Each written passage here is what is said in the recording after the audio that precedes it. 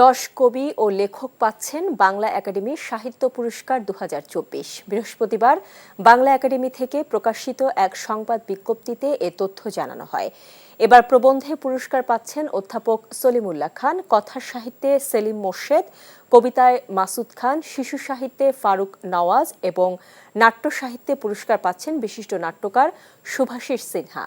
এছাড়া অনুবাদে পুরস্কার পাচ্ছেন GH হাবিব, গবেষণায় শাহজাহান মিয়া, বিজ্ঞানে রেজাউর রহমান, মুক্তিযুদ্ধে মোহাম্মদ হান্নান এবং ফোকলোরে বাংলা একাডেমি সাহিত্য পুরস্কারের জন্য মনোনীত হয়েছেন সৈয়দ জামিল হোসেন। বিজ্ঞপ্তিতে আরও জানানো হয়, 1 ফেব্রুয়ারি অমর 21 বইমেলার উদ্বোধনী অনুষ্ঠানে পুরস্কার প্রাপ্তদের হাতে আনুষ্ঠানিকভাবে পুরস্কার তুলে দেবেন অন্তর্বর্তীকালীন সরকারের প্রধান উপদেষ্টা ডক্টর মোহাম্মদ ইউনূস।